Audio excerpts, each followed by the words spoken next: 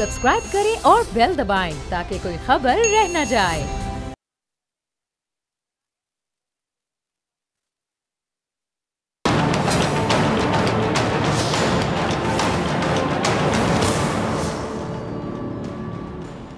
अस्सलाम वालेकुम नाज़रीन, मैं हूं डॉक्टर फ़िज़ा अकबर खान और मैं हूं पाकिस्तान और आप देख रहे हैं पाकिस्तान के सबसे बड़े न्यूज़ चैनल का नंबर 1 प्रोग्राम ऐसे नहीं चलेगा।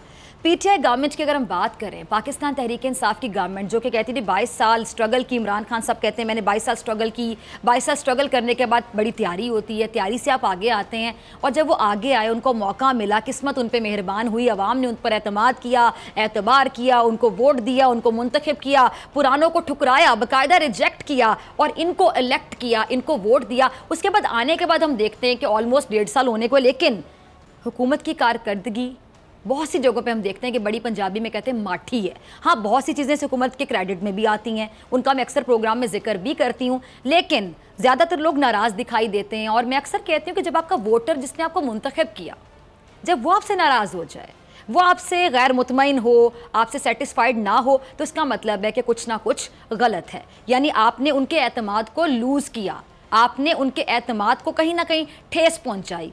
नियतन नहीं कहूँगी, लेकिन आपसे हो गया, या आपका होमवर्क इतना कमज़ोर था, आपका काम इतना ज़्यादा बेहतर दिखाई नहीं दे रहा कि वो लोग मुतमईन नहीं है। अच्छा, इमरान खान साहब की नीयत पे शक नहीं है, नीयत पे शक नहीं है, नीयत पे शक नहीं है, तमाम लोग ये बात करते हैं, मैं भी करती हूँ कि जी बड़े ईमानदार शख्सियत हैं, बड़े ऑनेस्ट हैं, पाकिस्तान को लेके बहुत ज़्यादा सीरियस हैं, पैट्रियाटिक फीलिंग्स उनके अंदर कूट कूट के भरी हुई हैं। लेकिन क्या सिर्फ इतने सब चीज़ों में या इमरान खान साहब की शख्सियत में जितना भी निखार हम अल्फाज के थ्रू बताते हैं आपको, जो कि हकीकत भी है और मैं दिल से निकली हुई आवाज़ आप तक पहुंचाती हूँ कि इमरान खान साहब एक दबंग शख्सियत है, नो डाउट इन इट, बहुत ऑनेस्ट है, बहुत ऑनेस्ट है, लेकिन क्या उनकी ऑनेस्टी या उनकी शख्सियत, क्या उनकी काबीना की नालायकियों को या निकम्मे लोग जो अंदर बैठे हुए कुछ, उसको छुपा सकती है?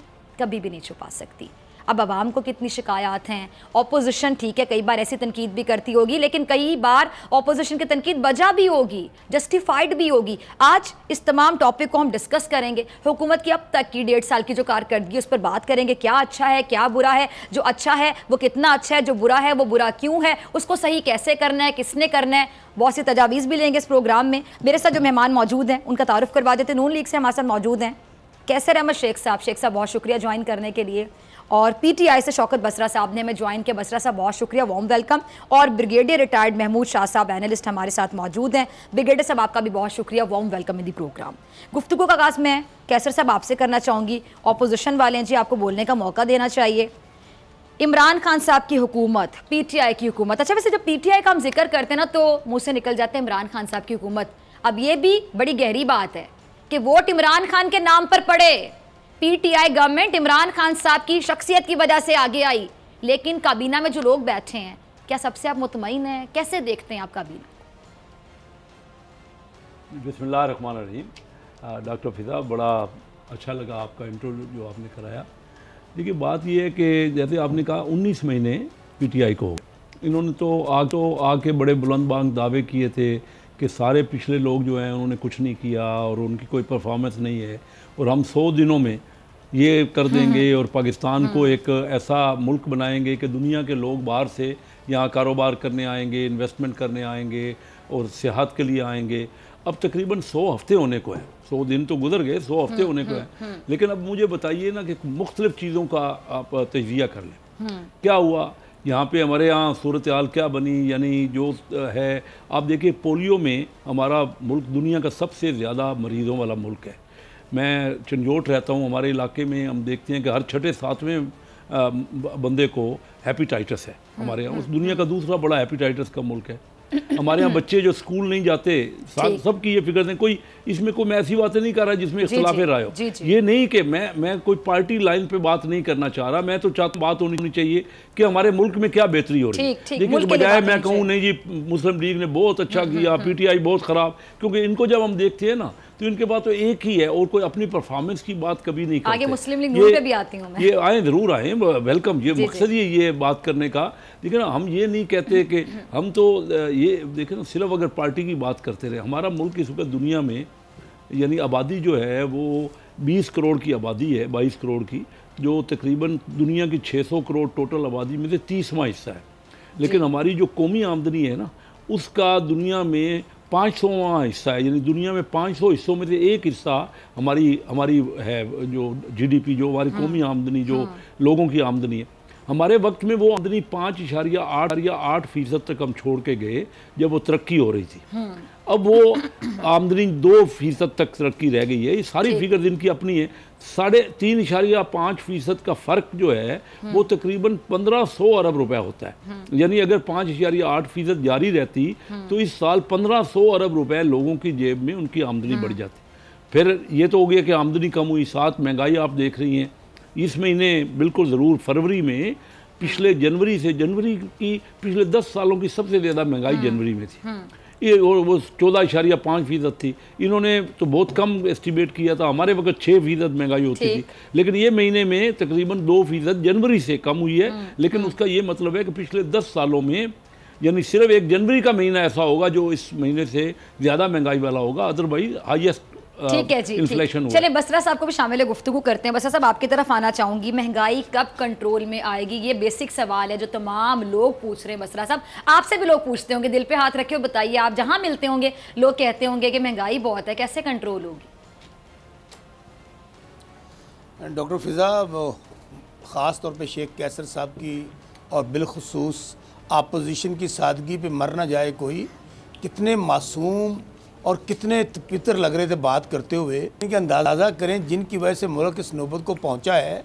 ये कहते हैं कि हमने 70 साल लूटा है, हमने माल बनाया, कमीशन खाए, अब ठीक आप करें। मैं शेख साहब से बड़ा मासूमाना सवाल करता हूँ, कहते हैं मैं पार्टी लाइन नहीं लेता। अगर आप पार्टी लाइन नहीं लेते शेख साहब, तो दिल पर हाथ रख के बताइए कि ये बातें अब जब आप अपनी पार्टी आपकी हुकूमत में थी उनसे बातें क्यों नहीं की कि 32,000 अरब का कर्जा।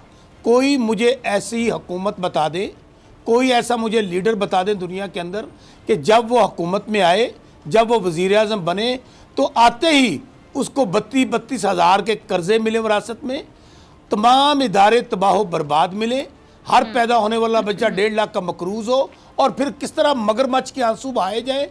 देखें जी, ये 15 दिन, और भाई घर का बच्चा ख़राब है तो 15 महीने में ठीक नहीं हो सकता। तो ये तो वो मुल्क है जिसको दोनों नहीं, चारों हाथों से बेदर्दी के साथ लूटा गया है। इसीलिए आज मुल्क गरीब से गरीब तर हो गया, आज गरीब से गरीब तर हो गया, और ख़ुद आप अरबोंपति और खरबोंपति बन गए। आप देख लीजिए अगर कोई बात गलत है। और डॉक्टर फिजा, मुझे शेख साहब से वो गीदड़ सिंगी बता दें या कौम को फार्मूला बता दें जिससे मुल्क तो गरीब हुआ, हम कर्जों में डूबे, और ये किस तरह अमीर से अमीर तर हो गए।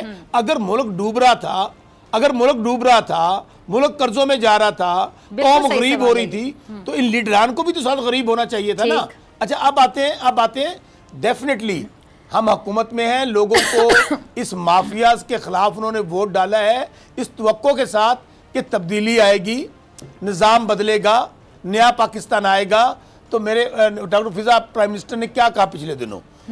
उन्होंने कहा कि हम हर मुमकिन कोशिश कर रहे हैं कि चूंकि हर निज़ाम के अंदर स्पीड ब्रेकर मौजूद हैं, माफियाज मौजूद हैं, उनको कंट्रोल करने की कोशिश कर रहे हैं, इदारों को राह रास्त पे लेने की कोशिश कर रहे हैं।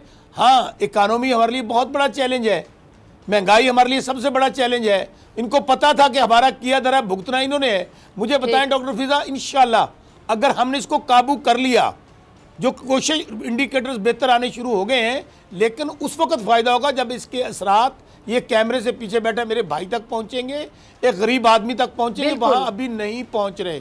ठीक, एक्सपोर्ट्स बेहतर हो रही हैं, रुपया स्ट्रांग हो रहा है। खुद शेख साहब ने कहा पहले से महंगाई कम हुई, इंडिकेटर आए हैं, लेकिन ये काफ़ी नहीं है। इसीलिए प्राइम मिनिस्टर साहब ने क्या किया? मुझे आपकी बात बहुत अच्छी लगी। हालात अच्छे नहीं है, आपने ग्रेटनेस का मुजाहिरा किया, आपने कहा काफ़ी नहीं है, क्योंकि आम नाजरीन जो मैं देख रहे हैं, आम आवाम जो है अभी तक बात सच्ची है, उनको कोई फायदा नहीं, आदमी किस तरह गुजारा करे। ठीक, बहुत अच्छी बात बसरा साहब। अच्छा जी, मैं साहब मैं आपकी तरफ आना चाहूंगी। ठीक है, ब्रिगेडियर साहब, जी जी, एहसास सुने एक बात सुन ले। जी जी, इंडिकेट एहसास प्रोग्राम लॉन्च किया, यूथ लोन प्रोग्राम लॉन्च किया, यूथ नौजवान प्रोग्राम, और अभी कल प्राइम मिनिस्टर ने तारीख के सबसे बड़े स्कॉलरशिप अनाउंस किए, हेल्थ कार्ड दे रहे हैं। कोशिश कर रहे हैं कि हम उन चीज़ों को एड्रेस कर सकें ताकि लोग कम से कम मुतासर हों, लेकिन इसके बावजूद अभी बहुत प्रेशर है।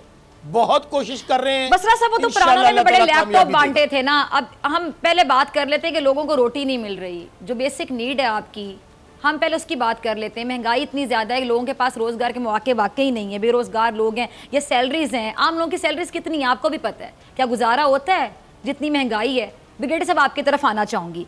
ठीक है, इसमें कोई शक नहीं है कि जो पहले लोग हुकूमत करके गए और 3-3 बारियां ली, उन्होंने बहुत से मसाइल समेत ये पीटीआई गवर्नमेंट को जब लोगों ने वोट दिया, यानी कहते हैं ना आपको विरासत में मिला, किसी लड़की को जहेज में मिला, वाकई पीटीआई गवर्नमेंट को बहुत से मसाइल जहेज में दिए, पीएमएलएन ने और पीपल्स पार्टी ने उनको दिए होंगे। उससे पहले उन सब की बारियां लगी रही। हाँ, मसाइल मिले, लेकिन अब अगला सवाल क्या? ठीक है, मैंने अग्री किया आपकी बात से बसरा साहब, बिल्कुल सही, जहां तक सही है। लेकिन ब्रिगेडियर साहब, आप एक न्यूट्रल बंदे, आप किसी पार्टी को रिप्रेजेंट नहीं करे। मुझे बताइएगा कि पीटीआई के अपने अंदर कोई मसला नहीं है, सब कुछ पीएमएलएन और पीपल्स पार्टी ने विरासत में जहेज में दे दिया इनको मसाइल, इनके अपने अंदर काबीना में कोई फ्लॉज नहीं है, सब आपको परफेक्ट नजर आता है, 100 में से 100 नंबर देंगे आप?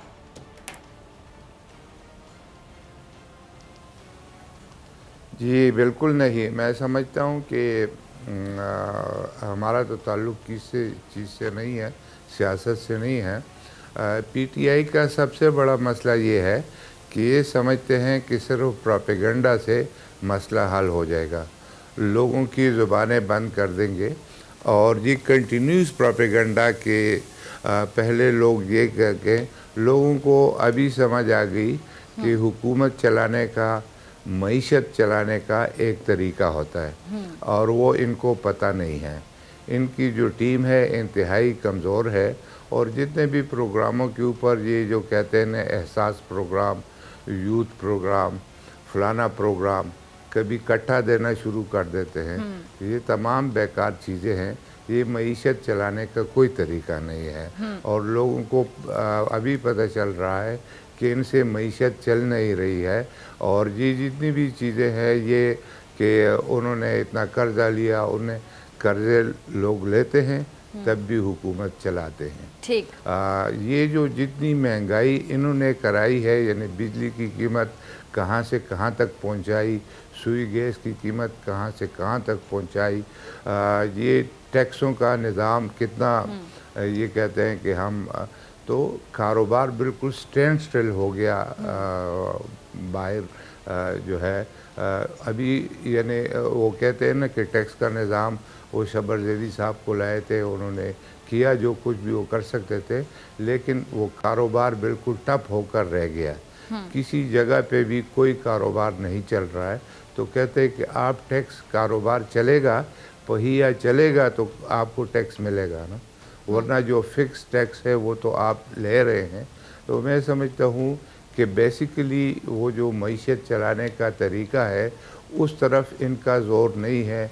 इनका ज़ोर है कि जो कोई आदमी बोले उसको 4-5 आदमी ने, इस हुकूमत में सबसे ज़्यादा जो वो क्या कहते हैं कि ये इमरान खान साहब का नुमाइंदा है, ये किसी और चीज़ का नुमाइंदा है कि सूबाई हुकूमत में ये व्हाट्सएप ग्रुप्स हैं कि आप कुछ करते हैं फटाफट उसके ऊपर जंप करते हैं कि आप लोग, या अभी आपने देखा एक किसी साहब ने बात की, दूसरे साहब जो है वो उनकी अपोजिशन में, जो एक्चुअली मुल्क की मईशत है वो स्टैंड स्टिल है, एक जगह पे खड़ी है। और इस तरीके से ये खैरातों से, ये जो मेहमान खाने बना रहे हैं, ये जो दूसरे, मेरे ख्याल में इससे हुकूमत नहीं चलती। एक चलता फिरता मुल्क, लोगों को कारोबार चाहिए, लोगों को कोई ज़रिए माश चाहिए, लोगों को रोटी नहीं चाहिए कि अगर आप उनको रोटी प्रोवाइड कर देंगे तो मैं समझता हूँ कि ये चीज़ को डिस्करेज करना चाहिए कि प्रोपेगेंडा से हुकूमत नहीं चलती। ठीक है, हमें अपनी तरजीहात देखनी होगी। ठीक है, प्रायोरिटीज क्या है वो सेट करनी होगी। जो भी आदमी बात करे उसके पीछे पड़ जाए। ठीक है ब्रिगेडियर साहब, आपका पॉइंट आ गया जी। शेख साहब, अब आपकी तरफ आती हूँ। अब आते हैं जी आपके कायदीन की तरफ। बड़े खुश हो रहे थे आपके इमरान खान साहब के बारे में बात हो रही है, पीटीआई के बारे में बात हो रही है, उनके फ्लॉज के बारे में बात हो रही है। मैंने आगाज़ में कहा कि नवाज शरीफ साहब की तरफ भी आते हैं।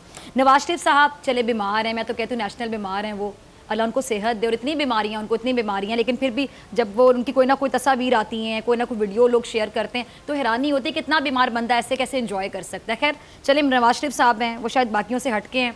नवाज शरीफ साहब की जिन्होंने गारंटी ली थी, वापसी की जिम्मेदारी ली थी, छोटे भाई शहबाज शरीफ साहब, वो खुद लंदन में हैं। अब मरियम नवाज को भी आप लोग बाहर भेजना चाहते हैं, खुद भी जाना चाहते हैं वालिद की खिदमत के लिए, और वालिद ने खुद भी कह दिया कि मेरा इलाज मरियम के बगैर हो ही नहीं सकता।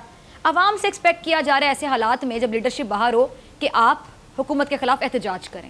ये कैसा एहतजाज होगा? इसमें नवाज शरीफ भी नहीं होंगे, शहबाज शरीफ भी नहीं होंगे, और मरियम भी अगर आप लोगों की ख्वाहिश के मुताबिक बाहर चली जाए तो लीड कौन करेगा? क्या फिर मौलाना फजल रहमान पे आके रुकेंगे आप जो लीड करेंगे? जी, जैसा कि आपने खुद कहा, मियाँ नवाज शरीफ साहब बीमार हैं, वो तो सारे बोर्ड ने उनको कहा कि ये बड़ा सीरियस बीमार हैं। खुद इमरान खान साहब ने कैबिनेट मीटिंग में ही कहा कि मैं इनको इंसानी हमदर्दी की बुनियाद पे, क्योंकि ये बहुत सीरियस बीमार हैं, और मैंने अपने शौकत खानम के डॉक्टर से भी वेरीफाई कर लिया है। डॉक्टर शमसी यहाँ से आए, आगा खान के एक्सपर्ट, उन्होंने यही बात की, और इनकी अपनी जो हेल्थ मिनिस्टर हैं वो डॉक्टर यास्मीन राशिद, उन्होंने अभी भी यही कहा है कि वो वाकई सीरियस बीमार है। तो मैं समझता हूँ उनकी बीमारी पे कोई बात करना वो तो हमें जेब नहीं देता, वो तो ये रिपोर्ट भेजें। जहाँ तक शहबाज शरीफ साहब का तल्लक है, शहबाज शरीफ साहब का तल्लक है, बिल्कुल वो यहाँ आ रहे हैं, और मैं भी यही चाहूँगा, अपोजिशन लीडर हैं, उनको हमारी बिल्कुल यहाँ आके पार्टी को गाइड करना है, और यहाँ वो आके जो भी कोई एहतजाज होगा, जो कुछ उन्होंने, क्योंकि मियाँ साहब उनके भाई बीमार थे, उनके साथ उनकी बेटी भी यहाँ से नहीं जा सकी, तो उनको वो मार्च में हमें बताया जा रहा है, जो हमें बताया गया है वो कि वो मार्च में आएंगे। लेकिन मैं यहाँ एक थोड़ा सा बसरा ने जो बात की ना, ये बसरा साहब या तो फैक्ट्स एंड फिगर लेके आया करें। अभी हमारे वक्त जब कर्जा हुआ ना, तो हम आए, हमने कुल 5 साल में 11-11.5 हज़ार अरब का कर्जा लिया। इन्होंने ये 1.5 साल में 11-11.5 हज़ार का कर्जा नया ले लिया। हमारे वक्त में एक आदमी जो पाकिस्तान का 1,25,000 का मकरूज था, अब वो 2.25 लाख का मकरूज हो गया। हमारे वक्त में कौमी आमदनी $320 बिलियन थी, आज वो कौमी आमदनी $280 बिलियन चली गई। मैंने आपको पहले ही कहा कि अगर ये लोगों का जो तरक्की होती रहती तो आज 1500 अरब जाता लोगों के पास। ब्रिगेडियर साहब ने बड़ी अच्छी बात की। आप सिर्फ प्रोपेगेंडा से कोई फैक्ट की बात करें, मेरे साथ बैठ के बात करें कि भाई महंगाई पहले क्या थी अब क्या हो गई। पहले 6% थी अब 12% हो गई। पहले जो हमारा जो डेट है ना, जिसको हम फिजिकल कंसोलिडेशन और डेट लिमिटेशन, एक एक्ट पास हुआ है 2005 में, जिसमें यह तय था कि 60% कौमी आमदनी से ज़्यादा कर्जा नहीं लेना। हमारे ज़माने में भी वो ज़्यादा लिया गया, 67% तक ले लिया गया हमारी कौमी आमदनी का, तकरीबन 2/3, लेकिन अभी वो 85% हो गया। अब बताइए, अगर मेरे फैक्ट में कोई गलती है, कोई अच्छा, आपने तो को ठीक करना था ना। आपने हर चीज़, चलो मानता हूँ मैं कि हमारे यहाँ परफेक्ट नहीं था, कई हमारे यहाँ भी जो इकानमी में हमारा ख्याल था, लेकिन ये अभी 12 लाख की मोहतात अंदाज़ा है कि 12 लाख के लोग नए बेरोज़गार हो गए, और अभी आइंदा आपने तो 1 करोड़ बंदों को नौकरियाँ देनी थी। तो ये क्या, ये बताएं ना, ये बात बजाय कि हमें ही कहते रहे, मतून करते रहे, ये कहते हुए तो आपको 3 साल हो गए ना, 3 साल हो गए आप हमारे खिलाफ बातें करें। चलो जो आप कह रहे हैं ना, हम तो इस वक्त नहीं है ना, आप है ना, आपने तो बड़े वादे किए थे ना, सुहानी बातें की थी ना, कि लोग आएंगे और लोग हमारा मुल्क आगे बढ़ जाएगा। हमारी इस वक्त मुईशत चल नहीं रही, जैसे ब्रिगेडियर साहब ने कहा ना, बिल्कुल मैं कारोबारी बंदा हूँ, मैं आपको बड़े वसूख से कहता हूँ, सारे हाथ पे हाथ धर के बैठे हुए हैं, रोजगार ही नहीं चल रहा। आप इंपोर्ट इतनी कम हो गई है, इंपोर्ट को कम होना ये अच्छा समझ रहे हैं। दुनिया में किसी बंदे से पूछ ले, इकानमिस्ट से या भविष्य को जो समझता हो कि इंपोर्ट कम होना, रॉ मटेरियल ना आना, मशीनरी ना आना, आपकी चीज़ें ना बाहर से आए और आपकी ट्रेड ही कम हो जाए, ये कौन सी बेहतरी वाली बात। ठीक है बसरा साहब, मेरे ख्याल से मुझे सवाल पूछने की जरूरत नहीं, बहुत से पॉइंट्स ऐसे शेख साहब ने जो बोले, डिस्कस किया, आप उनका जवाब देना चाहेंगे? देखिए, शेख साहब का मुझे एहतराम है, लेकिन ये तो वही बात है कि उतू खाई जाओ तो थलू खाई जाओ तो उतू रोड़ा पाई जाओ। अंदाज़ा करें, ये नहीं बताया कि सियासत में आने से पहले इनके पास कितना माल था और आज कितना माल है। ये बता दिए कि पाकिस्तान का ये हो गया वो हो गया। मैं अपना बताऊं तो मेरा तो कम, मेरी तो हर चीज फिगर आपके सामने है। शेख साहब, मेरे अगर जाती पूछते हैं ना तो मेरा तो फिगर आपके सामने है, आप चेक कर लीजिए। मेरी वेबसाइट सुन ले, आपका जाती, अच्छा उनकी बात सुनने का मौका दूंगी शेख साहब। सर आपका जाती तो पूछा ही नहीं है, आपकी जाती बात की नहीं मैंने तो उनकी की है। शुक्रिया जी। आपसे मुराद कायदीन थे जो आपके लीडरान थे, लीडरान आपकी लीडरान थे जो आज उनके खिलाफ जो चीजें आ रही हैं आप खुद बता दीजिए। अच्छा दूसरी बात देखिए, गुजारिश ये है कि इन्होंने कहा कर्ज लिए, मैं इस पहले का जवाब दे लूँ। भाई कर्ज उतारने के लिए कर्ज कोई हुकूमत आज तक आपने सुना होगा लेती होगी? कर्ज उतारने के लिए कर्ज लेना पड़ रहा है, तो कभी भी ना लेते। कर्ज उतारने के अलावा ज़्यादा पड़ा है कर्ज। और इंशाल्लाह इसके बावजूद चैलेंजेस छोड़कर गए हैं, मसाइल छोड़कर गए हैं, वसाइल हमारे पास कम है। अच्छा बसरा साहब, एक और पॉइंट चैलेंज से मुझे याद है, मैं जरा ऐड कर दूं, आपका कमेंट चाहूंगी, फिर ब्रिगेडियर साहब आपकी तरफ आऊंगी। चैलेंज से मुझे याद आया कि जो मईशत का ये हाल करके गए हैं समदी साहब, जो कि वजारत समदी अमूर भी संभालते रहे, इसाक डार साहब की बात कह रही हूँ, वो तो बड़े चैलेंज देते हैं आपको भी आपकी गवर्नमेंट आने के बाद कि मुझे भी अभी बताएं तो मैं भी मईशत ठीक कर दूंगा। कोई जादू की छड़ी घुमाते। अच्छा ये बताएं, 4 बारियां ली, 3 दफ़ा वज़ीर आज़म रहे, 3 दफ़ा वज़ीर आला रहे, 4 बार रहे, तो क्यों नहीं ठीक कर दिया? कर्जे ख़त्म कर दिए होते उस वक्त, आज कुछ भी ना मसले होते। अच्छा अब गुजारिश ये है, आपने सवाल किया था मियाँ साहब वाला, बड़ी मासूमियत से उस सवाल को टाल गए शेख साहब। यहाँ ज़ाहिर तजर्बा होता है, बुजुर्ग आदमी है। बात सिर्फ इतनी है कि भाई आप इलाज करवाने गए थे, फिर मैं कह रहा हूँ डॉक्टर फिज़ा ने भी सही कहा कि अल्लाह ताला उनको 100 साल की ज़िंदगी दे और जितने बीमार हैं सबको सेहत दे। लेकिन आप ये देखिए कि आप अदालतों से ज़मानत लेकर गए हैं, आपको बार बार कह रहे हैं कि आप 4 महीने हो गए आपको वहाँ ठहरे हुए, ज़मानत ही आपकी 8 हफ्ते की 16 हफ्ते हो गए आपको। आज तक इतने सीरियस बीमार हैं कि किसी हॉस्पिटल में नहीं गए, कोई सर्जरी नहीं हुई, चले उनको भी छोड़ दें, इसके बावजूद इनको कह रहे हैं कि रिपोर्ट्स जमा करवा दें। और वो मेडिकल बोर्ड जिसके लिए बड़ी वाह थी, बड़े खुश थे कि ये बहुत अच्छा मेडिकल बोर्ड है, अभी भी उसी मेडिकल बोर्ड को जब इनकी रिपोर्ट्स वापस आई हैं, 3 दिन लगातार उस मेडिकल बोर्ड ने मीटिंग की है, उन्होंने कहा जी हमें ये मुतमिन नहीं कर सके हैं, ये रिपोर्ट्स जो हम मांग रहे हैं वो नहीं दे रहे हैं। तो भाई अगर आपको कोई गिला है, कोई शिकवा है, तो पहले भी अदालत से जमानत लेकर गए हैं, हमारे खिलाफ अदालत चले जाइए। आज 10 दिन गुजर गए हैं, इस बात को भी जमानत को कैंसिल हुए, चलें आप अदालतों में कहीं नहीं जा रहे हैं। अल्टीमेटली हमें कार्रवाई करनी पड़ रही है जो कानूनी और आईनी तौर पर हम पाबंद हैं, क्योंकि हम लोगों हमारी जिम्मेदारी है कि जब जमानत कैंसिल हो गई है तो हमने उसका कार्रवाई करनी है। इसलिए मैं समझता हूँ बजाय इसके कि अभी भी मैं शेख साहब से कहूँगा, बहुत सीनियर हैं, बहुत मैं इनका एहतराम करता हूँ, माशाल्लाह बहुत मैच्योर आदमी है, कि आप शेख साहब अभी अगर आपके पास रिपोर्ट्स पड़ी हैं तो अभी आप डॉक्टर फिजा के सामने रखते हैं, वो तो खुद डॉक्टर हैं, उनको बताएं कि ये रिपोर्ट्स हमने दी थी, हुकूमत नहीं मान रही है। आज तक 10 दिन गुजर जाने के बावजूद आपने कोई प्रेस कॉन्फ्रेंस नहीं की, किसी को रिपोर्ट नहीं दिखाई। अच्छा ठीक है, बसरा साहब आपका पॉइंट आ गया, इन चीजों को वक्त अब ब्रिगेडियर साहब की तरफ चलते हैं, फिर मुझे ब्रेक पे जाना है। मैं ब्रिगेडियर साहब से ब्रेक से पहले एक सवाल पूछना चाहूंगी। ब्रिगेडियर साहब आपकी तरफ आ रही हूँ। अच्छा बताइएगा, वाकई बसरा साहब ने कहा पॉइंट रेज किया है जी, रिपोर्टें मांगे, रिपोर्टें नहीं देते हैं। पहले आपको याद होगा रसीदें नहीं दी, मतलब रसीदें नहीं दी, रिपोर्टें नहीं दी, इसका मतलब है कि मियाँ साहब को लगता है कि वो शायद कोई बादशाह सलामत हैं और वो किसी को जवाब दे नहीं है। दूसरी बात ये कि ये अदलिया का एहतराम है, ज़बानी कलामी के एहतराम तो वो ना कि प्रैक्टिकली साबित करें। मैं आपको कहती हूँ ब्रिगेडियर साहब मैं आपकी बहुत इज्जत करती हूँ, लेकिन प्रैक्टिकली मैं कुछ ऐसा अमल करूँ कि पता चले कि मैं आपको मजाक से ज़्यादा कुछ नहीं समझती, सॉरी टू से। तो क्या अदलिया का एहतराम ये है, कानून का एहतराम ये, जो लफ्जी और ज़बानी जमा खर्च तो है, लेकिन प्रैक्टिकली जब साबित करने का मौका आता है तो फिर ये होता है।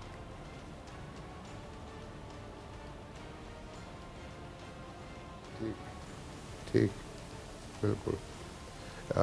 अभी मैं बात करूं या ब्रेक के बाद बात? नहीं, आपका मैं कमेंट चाहूंगी, इस पे आपका जवाब चाहूंगी, फिर ब्रेक पे जाऊंगी। आपके पास 1.5 से 2 मिनट है जी। हाँ ओके ओके। असल में ये बात है कि एक पॉइंट है कि हमारे जो पिछले लीडर्स थे, एक जो नवाज शरीफ साहब और उनकी हुकूमत, और दूसरी तरफ आसिफ जरदारी और उनकी हुकूमत, ठीक है, ये बिल्कुल तय है कि ये चोर थे और इसमें कोई शक किसी को नहीं रहा। ये और बात है कि अदालतों में जो है बेशक वो जो मेन मीख होती है, मोशगाफी होती है अदालती निज़ाम की, वो चलती रहे। मुझे कोई शक नहीं है कि अभी नवाज शरीफ साहब कहाँ बैठे हुए हैं, जिस घर में बैठे हुए हैं उसी घर की बात हो रही है, ये पैसा कहाँ से आया। और इस तरह आसिफ जरदारी साहब की और उनकी जो पूरी फैमिली है, उनके पैसे किधर से आए किधर। तो ये एक पॉइंट है जो स्कोर हो गया, इसको अभी एक साइड पे रख दें। ये है कि इमरान खान साहब खुद ऑनेस्ट आदमी है और नज़र आता है और वो चाहता है कि हुकूमत को सीधा करे।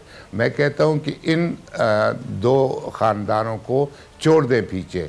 एक दफ़ा एक पॉलिटिकल डिस्टिंक्शन हो गई है कि क्या हमारे ऐसे हुक्मरान, क्योंकि जिस तरीके से ये जो लीडिंग फैमिलीज़ है ये करती है, तो इनके नीचे वाले जो है कि जैसे मिसाल के तौर पर जरदारी साहब तो करते रहते हैं, तो इसका मतलब है खुर्शीद साहब शाह साहब नहीं करेंगे, वो भी आपको नज़र आ रहा है। तो मेरे ख्याल में इस पॉइंट को अभी एक साइड पे रख दें।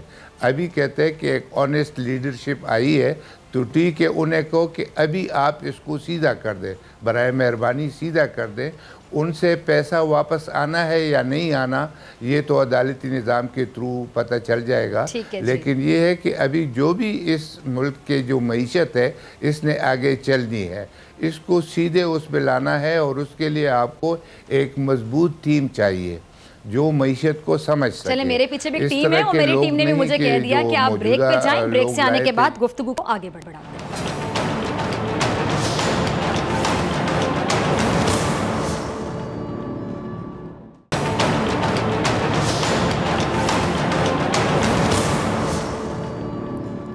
वेलकम बैक, आप देख रहे हैं ऐसे नहीं चलेगा। मैं हूं आपके साथ डॉक्टर फिजा अकबर खान। मेरे साथ तीनों जो मेहमान मौजूद हैं, दोबारा तारुफ करवा देते हो। PMLN से मेरे साथ मौजूद है कैसर अहमद शेख साहब, कराची स्टूडियोज मेरे साथ मौजूद हैं, और तहरीक इंसाफ से शौकत बसरा साहब, और as an analyst brigadier retired Mahmood Shah साहब हमारे साथ प्रोग्राम में मौजूद है। आप तीनों का दोबारा बहुत शुक्रिया।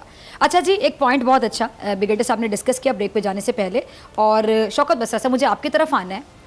अगर इस बार मुत्तहिदा अपोजिशन मुत्तहिद हो जाती है, अब वो तो आपको भी पता है कि जब फ़ायदा होता है तो फिर दुश्मन भी दोस्त बन जाते हैं। अब अगर उनको दुश्मन अपना इस टाइम पे इमरान खान नज़र आ रहे हैं, या मुखालिफ कह लें, दुश्मन नहीं कहते, मुखालिफ इमरान खान साहब नज़र आ रहे हैं, पीटीआई गवर्नमेंट को गिराना उनकी तरजीहात में शामिल हो चुका है, किसी भी तरह गिराना है, तो फिर वो इकट्ठे भी हो जाएंगे, इसमें कोई दो राय नहीं है। तो क्या हुकूमत घुटने टेकने पे मजबूर हो जाएगी? साथ ही मैं याद करवाती चलो, PN इत्तेहाद आपको याद होगा, 9 जमातों का इत्तेहाद था, पाकिस्तान नेशनल अलायंस इसको कहा जाता है, जिसको लीड किया था मुफ्ती महमूद ने, जो कि वालिद गिरामी थे इनके मौलाना फजलुर रहमान साहब के। भुट्टो साहब भी बहुत बड़े लीडर थे, इमरान खान से कम मकबूलियत नहीं थी उनको, उनकी शौकत बसरा साहब, लेकिन वो इत्तेहाद उनको ले डूबा था। आप कैसे देखते हैं? उन्हीं का बेटा मौलाना फजलुर रहमान, चैन नहीं आ रहा जब से मुराद छीनी है और उनसे मिनिस्टर इनक्लेव की AC की हवाएं छीनी हैं, वो कहते हैं किसी तरह ना मुझे दोबारा मिल जाएं वो तमाम मुराद और तमाम फैसिलिटीज। डॉक्टर फिजा, अल्लाह आपका भला करे, आपने बहुत ज़बरदस्त कंक्लूड किया सवाल में ही। गुजारिश पता है क्या है? पहली बात तो उनका आइनी जमहूरी कानूनी हक है कि वो एहतजाज करें, जलसा करें, जुलूस करें, धरना दें, लॉन्ग मार्च करें, शॉर्ट मार्च करें, उनका हक है। और दूसरा आइनी तरीक़ाकार भी आपके सामने है कि ये जब सेनेट में इन्होंने तहरीक अदम इत्मीनान लेकर आए थे जी, तो खुद इनके वहाँ मेजॉरिटी है इनकी आज भी, यानी इनके अपने लोग इनके साथ नहीं, तो उन्होंने वोट इनके खिलाफ दिया। ये सब ने देखा। अभी भी अगर ये आइनी तरीका इख्तियार करने चाहें, मोर देन वेलकम, ले आए तहरीक अदम इत्मीनान जहाँ लेना चाहते हैं। अब आपने कहा ये इकट्ठे हो जाएं, ये अगर मगर नहीं है, ये इकट्ठे हैं। चूंकि प्राइम मिनिस्टर इमरान खान जो माफियाज की बात करते हैं, जो उसमें सबसे बड़ी रुकावट जो 70 साल यहाँ पे होता रहा, खा वो अमरीत थी, खा ये दोनों पार्टियां थी, वहाँ पे एक सेट स्कोर था। बातें तो बहुत होती थी, लेकिन एक दूसरे के साथ वो जो COD हम कहते हैं, हालांकि COD ये था कि दोनों हुकूमतें बार बार कहती रहीं कि जी हमने चार्टर ऑफ डेमोक्रेसी किया है कि जी 5 साल का टेन्योर पूरा होगा, कोई किसी को गिराएगा नहीं। अच्छा, आज वो COD कहाँ गया? इसका मतलब है वो चार्टर्ड ऑफ डेमोक्रेसी नहीं था, चार्टर्ड ऑफ डकैती था। लोग फिर सही कहने पे मजबूर हैं। अभी इनको आप मार्च करें या डबल मार्च करें या ट्रिपल मार्च करें, आपको पता चल जाएगा। देखिए अवाम क्या करें, इनका साथ दें। जिन लोगों की वजह से मुल्क इस नौबत को पहुंचा है, क्यों भाई आप लोगों ने अगर चैन, इसलिए आप सही कह रही हैं, आप चैन तो इसलिए डॉक्टर फिजा नहीं आ रहा ना, एजेंडा मुकम्मल नहीं हो रहा, मरात नहीं है। पहले भी आपने देखा, इन्होंने कहा 2019 में प्राइम मिनिस्टर की कि हम घर दाखिल हो जाएंगे, हुकूमत ख़त्म हो जाएगी, इलेक्शन आ जाएंगे। तो मेरा ख्याल, अच्छा वैसे बसरा साहब एक आपस की बात ज़रा बताइएगा नाजरीन को कि मौलाना फजलुर रहमान साहब तो हर हुकूमत के साथ होते हैं, कहते हैं ना कि एक के साथ एक फ्री, तो हुकूमत के साथ फ्री में मिल जाते हैं। फिर साथ उनको कश्मीर कमेटी की चेयरमैनशिप इतने साल दिए रखी, कुछ किया नहीं उन्होंने। मुझे बताइएगा कि मौलाना फजलुर रहमान साहब ने कभी इस ख्वाहिश का इजहार किया कि वो इस हुकूमत के साथ भी आना चाहते हैं, चाहे फ्री में आ जाएं, लेकिन इमरान खान साहब लिफ्ट नहीं करवा रहे? डॉक्टर फिजा, आप सिर्फ मौलाना फजलुर रहमान साहब की बात कर रही हैं। जितनी अपोजिशन है, अगर खान साहब कहते कि ठीक है जी मैंने बारी लेनी है, मैंने टेन्योर कंप्लीट करना है, तो मैं आपके साथ कंप्रोमाइज़ कर लेता हूँ, ये मेरी बारी, अगली आपकी, ये तो सब तैयार बैठे हैं। तो खान साहब ने ये कहा था हुकूमत तो बहुत छोटी चीज़ है, मेरी जान भी चली जाए इसके ऊपर कंप्रोमाइज़ नहीं करूँगा। ये सिर्फ मौलाना साहब नहीं है, आज अगर वो कह दें कि ठीक है जी, जैसे इनके दौर में इदारों को डिक्टेट किया जाता था, इदारे इनके ताबे होते थे, कह दिया जाए कि जी फाइलें बंद कर दी जाएँ, एहतसाब ख़त्म कर दिया जाए और कोई काम, सत्ते खैर हैं, सब इकट्ठे हैं, कहेंगे ठीक है हम बैठे हैं यहाँ पर सिंध में, मियाँ साहब कहेंगे ठीक है हम पंजाब भी नहीं लेते, आप अपना टेन्योर पूरा करो। मौलाना साहब तो आज तक कभी हुकूमत से बाहर रहे ही नहीं है। उनका मसला ये है कि इस दफ़ा वो सिर्फ, बल्कि असम्बली से भी बाहर हो गए, तनख्वाहें भी ले जा रहे हैं, सिलेक्टेड भी कह रहे हैं, कहते हैं ये जालिम इंतखाबात हैं और लोग भी बैठे हुए हैं। लेकिन प्राइम मिनिस्टर इमरान खान किसी तौर पर इन लोगों के साथ इस बात पे कंप्रोमाइज नहीं करेंगे कि हाँ कुछ गिव एंड टेक कर ले, हुकूमत पूरी हो जाए, ऐसा नहीं होगा। हुकूमत देखे ना, फिर वही बात है, अगर हमने इसी निजाम को चलाना था तो फिर लोगों ने गलत वोट दिया। हुकूमत वोट तो आपको, हाँ आवाम ने इलेक्ट किए, वो तो कोई भी आपको कैसे निकाल सकता है, एहतजाज पे आप लोग कैसे जा सकते हैं। एक बात है, अवाम की मैंडेट लेकर आप लोग आए हैं, आप लोग गए तो ये लोग भी नहीं थे। जिसने हुकूमत की, मैं किसी का स्पेशल नाम नहीं लेना चाहती, जिसने हुकूमत की सब अपना टेन्योर पूरा करके गए पिछले 10 साल से, बल्कि अब आपका वाला 1.5 साल मिला के अल्हम्दुलिल्लाह माशाल्लाह जमहूरियत ही चल रही है और जमहूरियत के सम्राट जो मेरे ख्याल से अवाम को मिल रहे हैं ना, हाँ सबके सामने है। अच्छा जी ब्रिगेडियर साहब, आपकी तरफ आना चाहूँगी, इदारों के हवाले से मैं बात करना चाहूँगी। मेरे जहन में एक पॉइंट आया, नैब हो गया, FI हो गया, जितने भी हमारे इदारे हैं, इदारों को एक्टिव होना चाहिए, इंडिपेंडेंट होना चाहिए, बहुत प्यारी बात है, बहुत प्यारी बात है। एहतसाब सबका होना चाहिए, करप्शन से सबको डर लगना चाहिए, कानून का खौफ सबको होना चाहिए, क्योंकि गलत काम करते हुए सबको पता होना चाहिए कि इसके बाद सज़ा ये होगी ताकि आप गलती करें ही ना। सज़ा का कॉन्सेप्ट होता ही क्यों है? सज़ा जज़ा का कॉन्सेप्ट होता है इसलिए कि आप बुरे काम से इज्तनाब करें, आप रुकें, खुद को रोकें कि इसके बाद मुझे इस तरह के रिजल्ट्स का या नताइज का सामना करना पड़ेगा, एक खौफ होता है। अब मुझे बताइएगा कि हमारे जो इदारे हैं, जब इन्वेस्टिगेशन करते हैं, किसी को पकड़ा जाता है, जब कोई जमानत पे रिहा हो जाता है, कोई वैसे रिहा हो जाता है, फिर जब वो रिहा होने वाले लोग हैं वो विक्ट्री साइन बनाते हुए दिखाई दे रहे होते हैं, फूलों के हार पकड़ कर उनको लोग रिसीव कर रहे होते हैं, उनको खुशामदीद कह रहे होते हैं, वो बाकायदा जब विक्ट्री साइन बनाते हैं उनके चेहरे पर एक मुस्कुराहट होती है। क्या वो इदारों के लिए बहुत बड़ा एक जवाब नहीं होता कि उनको पकड़ा जाए और होमवर्क कंप्लीट ना हो? आप मेरा पॉइंट समझ रहे हैं? जी हाँ, बिल्कुल डॉक्टर साहब, आप सही कह रही हैं।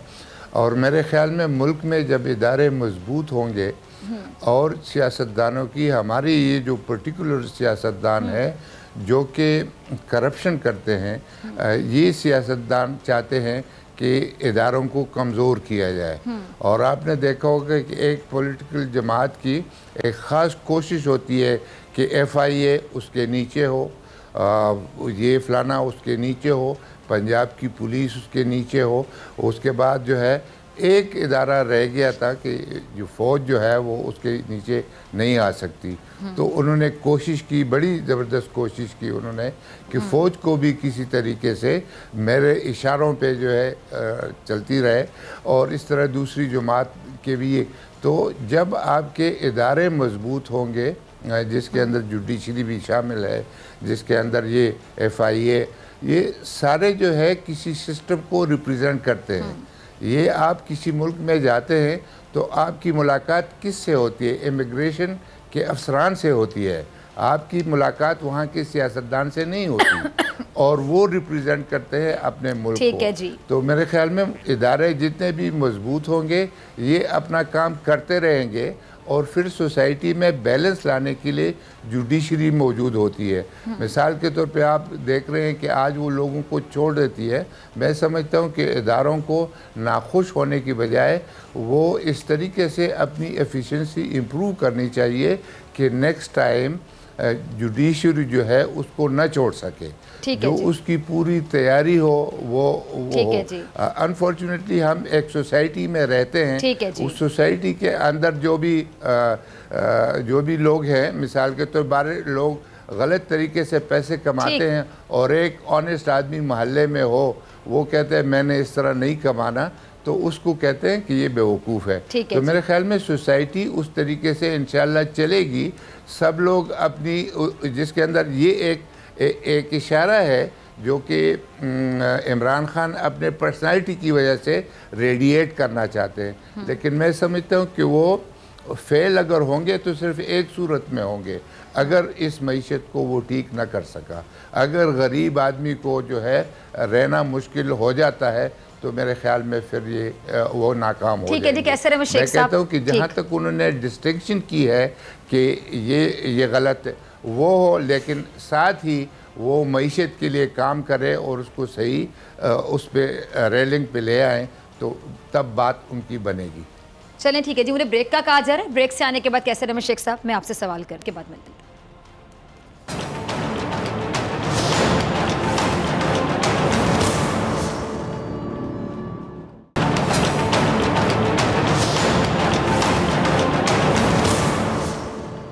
वेलकम बैक, आप देख रहे हैं ऐसे नहीं चलेगा। मैं हूं आपके साथ डॉक्टर फैज़ा अकबर खान और मेरे साथ मौजूद है शौकत बसरा साहब, ब्रिगेडियर रिटायर्ड महमूद शाह साहब और कैसर अहमद शेख साहब। कैसर साहब, आपकी तरफ मुझे आना था।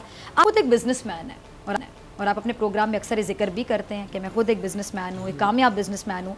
मुझे ज़रा समझाइएगा कि जब हमारे प्राइम मिनिस्टर, वैसे ये एक पॉजिटिव चीज़ भी है कि आपसे रिक्वेस्ट करते हैं कि प्लीज़ टैक्स दें। आपने बड़ी बार प्राइम मिनिस्टर पाकिस्तान को कहते हुए सुना होगा कि प्लीज़ टैक्स दें, एक ऑनेस्ट सिटीजन होने का सबूत दें। लेकिन कैसे साहब, ये ऑर्डर भी तो दिया जा सकता है ना कि टैक्स देना है, ये लाजमी है। जब रिक्वेस्ट की फॉर्म में कहा जाएगा टैक्स दें, कोई देगा या किसी ने रिक्वेस्ट मानी है कभी? देखिए, जो टैक्स है ना वो कारोबार से मुंसलिक है। देखिए इसलिए मैंने आपसे पूछा ना कि आप दुरुस्त कह रही हैं। मैं खुद कराची चैम्बर ऑफ कॉमर्स का ना आज से 33 साल पहले सदर। देखिए बात ये है क्योंकि देखिए सैलरीड पर्सन है जो सैलरी लेते हैं किसी भी इदारे से, वो तो इदारे भी उनका टैक्स पे करते हैं। देखिए ना, बात ये है कि जब कारोबार चलेगा ना, की बात करें ना, बिजनेसमैन बिल्कुल टैक्स देना चाहते हैं। ये तो नहीं हो सकता ना कि सारे कारोबारी लोग चाहें, लेकिन जो FBR में जो हमारे करप्शन है वो करप्शन, देखिए मैं आपको कहता हूँ कि हमारे यहाँ 4000 अरब रुपए की करप्शन है सालाना, जो तकरीबन 12-13 अरब रुपए रोज़ाना बनती है। और ये मैं नहीं कह रहा, इससे पहले कई बार इमरान खान साहब अपने दौर में कह चुके हैं। उन्होंने कहा था हम FBR को ठीक करेंगे। जब तक देखिए मैं अगर टैक्स देता हूँ, पूरा टैक्स दे दूँ, फिर फ़र्ज़ कीजिए मैंने कहा जी मेरा 1 करोड़ रुपया मेरी आमदन हुई है, तो FBR ने कहा नहीं जी आपकी तो 1.5 करोड़ हुई है। अब मैं क्या करूँगा? अभी मैं अपील करूँगा, उसमें भी मेरी बात अगर ठीक हो जाएगी मैं तो रुलता रहूँगा ना।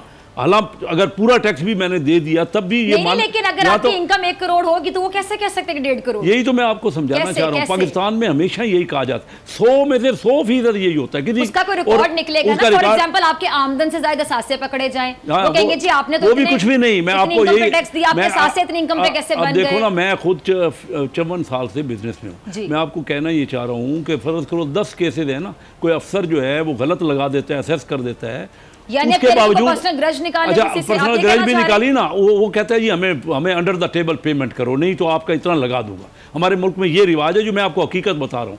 अब क्या होता है, अगर वो 10 केस किसी ने बनाया और 10 केस अपील में यानी उसकी फेवर हो जाती है पार्टी की और उस अफसर के खिलाफ फैसला आ जाता है, तब भी उस अफसर के खिलाफ कुछ नहीं होना।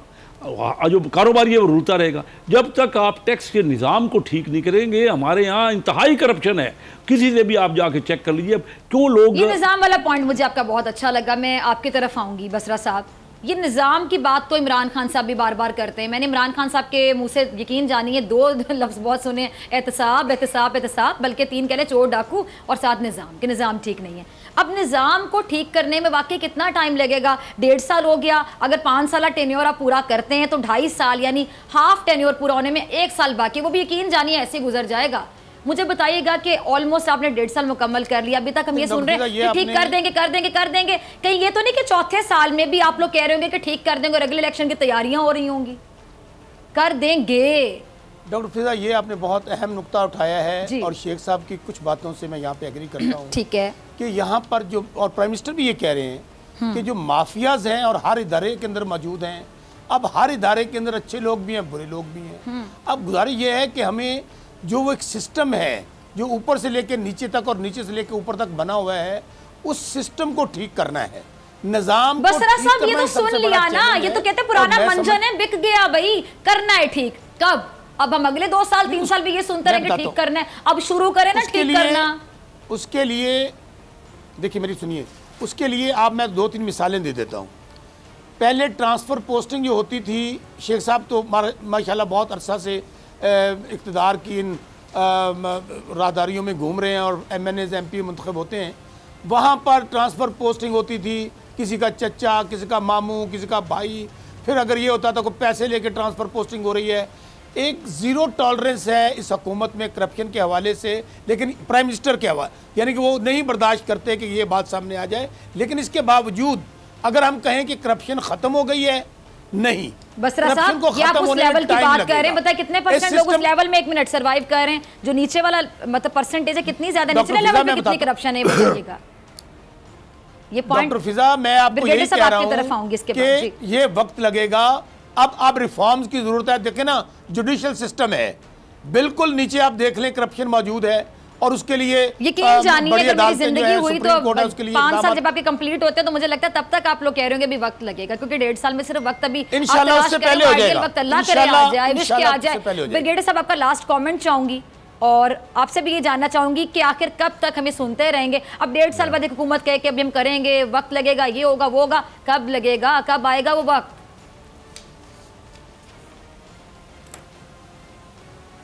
दरअसल जो बात की है ये शेख साहब ने अपने FBI, ये बिल्कुल सही है। और पहले दिन इमरान खान साहब को पॉइंट था कि हम FBI को ठीक करेंगे। FBI में सिर्फ एक शबर जदी साहब को ले आए और उनको जो है वो बना दिया, लेकिन वो भी बेचारे जो है अपनी जान छोड़ाई चले गए। कि जब ब्रिक बाय ब्रिक आप FBI को दोबारा खड़ा नहीं करते एट द लेवल की, चाहे कराची में हो चाहे पेशावर में एक अफसर है वो टैक्स लगाता है, उसकी अपीलिंग बॉडी जो है उसमें 2-3 बाकी ज़िंदगी से भी लोग होने चाहिए, सिर्फ FBI का अफसर नहीं होना चाहिए। फिर अपील के बाद नेक्स्ट स्टेप जो उधर फेडरल गवर्नमेंट लेवल के ऊपर अपीलेट कोर्ट है, ये जो है इसको सीधा चलना चाहिए। और ये तमाम निज़ाम में जो चेक्स एंड बैलेंसेस है, पहले होता था कि एक ऑफिसर जिसकी 4 केसेस जो है नल एंड वाइड हो जाए तो उसको पोस्ट किया जाएगा। तो मैं समझता हूँ कि FBI को सिर्फ आप ठीक कर दें तो ये आपकी मैशियत चलाने में एक बहुत बड़ा कदम होगा। और उसको नीचे से लेवल बसरा साहब जल्दी से बता दीजिए, मैंने क्लोजिंग की तरफ जाना। नहीं, मुझे अगर 1 मिनट दे देंगे तो डॉक्टर फिजा, बात यह है जो बात अभी कर रहे थे ना, इदारों में अच्छे बुरे लोग मौजूद हैं। अब देखिए चेयरमैन नैब ने, मैं समझता हूँ बड़ी हिम्मत और जुर्रत के साथ काम किया है, लेकिन अब उस इदारे के अंदर भी अच्छे बुरे लोग मौजूद हैं। मैं आपको मिसाल देता हूँ, मेरा हल्का है तहसील अरुणाबाद फोटाबास, वहाँ पे एक खानदान है। आपने शायद खकान अब्बासी का एक निजी टीवी चैनल पे इंटरव्यू चला था, वो सुना था? वो चेयरमैन नैब को क्या चैलेंजेस कर रहे थे वहाँ बैठ के? मुझे मैं फिर कह रहा हूँ, जिसके पास सबूत है, अदालतें आजाद है, वहाँ जाना चाहिए। कोई भी बैठ के चैलेंज कर देगा चेयरमैन नैब को, इदारों के चेयरमैन को। बहुत अहम बात बता रहा हूँ, नो डाउट बहुत अच्छा काम कर रहे हैं चेयरमैन नैब सब, लेकिन सिस्टम। डॉक्टर फिजा, मैं हुकूमत में होते हुए आपको बहुत अहम बात बताने लगा, सुन लीजिए। हुकूमत में होने का ये मतलब नहीं है हक सच की बात ना करें। बात यह है कि वहाँ पे हरुणाबाद फोटाबास में एक पार्टी है जो इलेक्शन भी लड़ते हैं, सियासत करते हैं, एजाजुल हक उनका गॉडफादर है। उनके खिलाफ 8 अगस्त से प्रोब शुरू है करप्शन के हवाले से, अरबों खरबों के बालों को बन गए, मनी लॉन्ड्रिंग है, अफगान ट्रेड है और बहुत सारी। अच्छा, उसके ऊपर जो हम लोग मुद्दई थे, मैं ये बात अब मेरे पे आप बीती है, ये नोटिस आ जाता है हमें कि बसरा साहब आपके साथ से भी इम्कान से ज़्यादा है। मैंने क्या किया है, देखिए प्रैक्टिकल बात होनी। मैं गया हूँ जस्टिस जावेद इकबाल साहब के पास, मैंने कहा एक GIT बनाए अपने नैब चेयरमैन के, DG नैब मुल्तान के खिलाफ, इजाजुल हक और यासिन गुलाम मुर्जा खिलाफ और मेरे खिलाफ, और उसको मॉनिटर करे सुप्रीम कोर्ट का जज या हाई कोर्ट का जज। इस तरह आपको अगर आप क्लियर हैं, आप सच्चे हैं, तो फिर सामने खुल के आना पड़ेगा, बजाय इसके कि पॉलिटिकल पॉइंट स्कोरिंग करें। आप हक सच की बात करें। आपके मुताबिक, आपकी पार्टी के मुताबिक तो शायद खकान अब्बासी सब सच्चे नहीं है ना? आप लोग ये कहते हैं ना कि सच्चे नहीं है, बसरा साहब ये कहते हैं, तो फिर वो बैठ के कह रहे हैं कि निजी टीवी चैनल में एक एंकर के प्रोग्राम में वो कह रहे हैं कि जी चेयरमैन नैब साहब मेरे सामने बैठ जाए, फेस टू फेस हम बात करते हैं। अगर कोई झूठा है तो वो सामने बिठाने की दावत कैसे कर रहे हैं ना? अवाम कंफ्यूज हो रही है, मेरे पॉइंट को समझें। कैद में रखा है, मैं खुद बड़ी इज्जत करती हूं चेयरमैन नैब और काम करना चाहिए, ऐसे नहीं, ऐसे और बड़े शौक से देखते हैं वो हमारा शो। ठीक है जी, बहुत शुक्रिया तीनों मेहमानों का, बहुत शुक्रिया कैसर अहमद शेख साहब, शौकत बसरा साहब, रिटायर्ड महमूद शाह साहब, आप तीनों का बहुत शुक्रिया। डॉक्टर फिजा अकबर खान को दीजिए इजाजत, आपसे मुलाकात होगी इंशाल्लाह कल सेम टाइम सेम चैनल। अगर जिंदगी ने वफा की, दुआओं में याद रखिएगा, अपना ढेर सारा ख्याल रखिएगा। अल्लाह निगहबान।